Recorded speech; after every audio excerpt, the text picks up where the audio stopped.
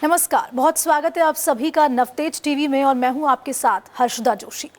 पहले लोकसभा का चुनाव और फिर नतीजों की तारीख यानी कि 4 जून का वो दिन, और ये तारीख हर हिंदुस्तानी के लिए बेहद महत्वपूर्ण रही। लेकिन ये कहना भी गलत नहीं होगा कि 80 लोकसभा सीटों वाले उत्तर प्रदेश के चुनावी नतीजों ने देश के हर व्यक्ति को चौंका कर रख दिया।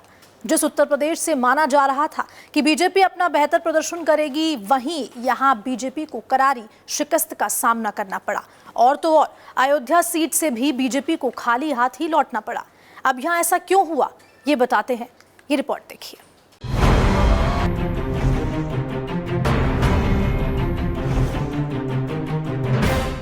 यूपी में बीजेपी को करारा झटका लगा है। यहाँ की 80 सीटों में सपा को 37, भाजपा को 33, कांग्रेस को 6, आरएलडी को 2, आजाद समाज पार्टी को 1 और अपना दल को 1 सीट मिली है।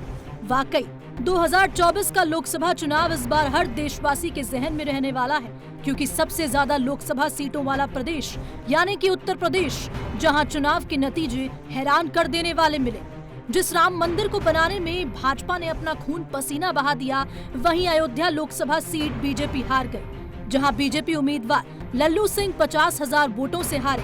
हर किसी के मन में यही सवाल है कि भाजपा ने राम मंदिर बनवाया और धूमधाम से इसका उद्घाटन भी किया, वो सीट बीजेपी आखिरकार कैसे हार सकती है? सवाल ये भी है कि राम मंदिर निर्माण के बाद भी भाजपा के खाते में वोट क्यों नहीं पड़े?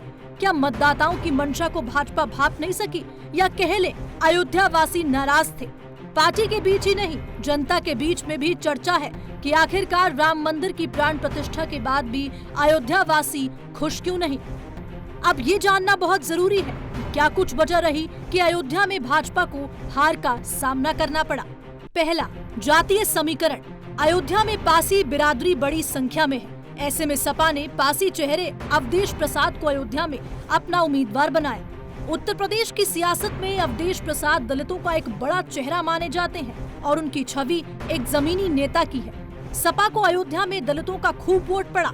हालांकि चुनाव के दौरान अखिलेश यादव की इस बात के लिए बहुत आलोचना हुई कि वो बार बार अपने कैंडिडेट्स को बदल क्यों रहे हैं, पर इस बात की तारीफ करनी होगी कि उन्होंने जो कैंडिडेट खड़े किए वो स्थानीय गणित के हिसाब से बेहतर साबित हुए। यही कारण है धरातल पर वो भाजपा कैंडिडेट को जबरदस्त टक्कर दे पाए। दूसरा, संविधान पर बयान पड़ा भारी। अयोध्या से भाजपा उम्मीदवार लल्लू सिंह का संविधान को लेकर दिया गया बयान भारी पड़ गया। लल्लू सिंह वही नेता हैं जिन्होंने कहा था कि मोदी सरकार को 400 सीट इसलिए चाहिए क्योंकि संविधान बदलना है। उनके इस बयान का खामियाजा बीजेपी को भुगतना पड़ा। तीसरा, लल्लू सिंह से नाराजगी।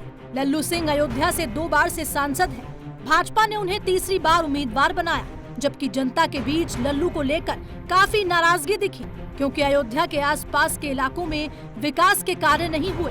राम मंदिर पर फोकस्ड होने की वजह से जनता के मुद्दे पीछे छूटते गए, जिसका असर ये हुआ कि लल्लू को कम वोट पड़े। चौथा, राम मंदिर निर्माण के लिए घर और दुकान तोड़े गए। अयोध्या में 14 किलोमीटर लंबा राम पथ बनाया गया। इसके अलावा भक्ति पथ और राम जन्मभूमि पथ भी बना।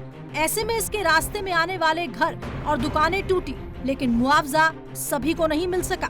उदाहरण के तौर पर अगर किसी शख्स की 200 साल पुरानी कोई दुकान थी, लेकिन उसके पास कागज नहीं थे, तो उसकी दुकान तो तोड़ी गई, लेकिन मुआवजा नहीं दिया गया।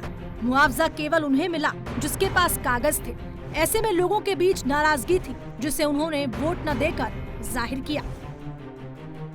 पांचवा, आरक्षण पर मैसेज पड़ा भारी। अयोध्या में बीजेपी को अपने नेताओं की बयानबाजी और प्रोपेगेंडा भी भारी पड़ा। जनता के बीच ये मैसेज गया कि बीजेपी आरक्षण को खत्म कर देगी, संविधान को बदल देगी। ऐसे में वोटर्स का एक बड़ा तबका सपा की ओर चला गया। छठा, युवाओं में गुस्सा। बीजेपी को लेकर युवा वर्ग में एक गुस्सा दिखाई दिया। युवा अग्निवीर स्कीम को लेकर सरकार से सहमत नहीं दिखे। वहीं बेरोजगारी और पेपर लीक भी युवाओं के गुस्से की अहम वजह रही।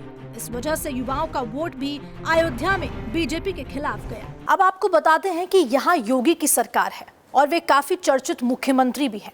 नरेंद्र मोदी ने रोड शोज किए और सभाएं भी की, चुनाव भी लड़ा, लेकिन इन सब के बावजूद भी जिस तरीके से भाजपा के लिए जो तस्वीर तैयार हुई वो वाकई हैरान करने वाली रही। और इन नतीजों के बाद माना यह भी जा रहा है कि उत्तर प्रदेश में जनता से जुड़े और स्थानीय मुद्दे काफी हावी रहे।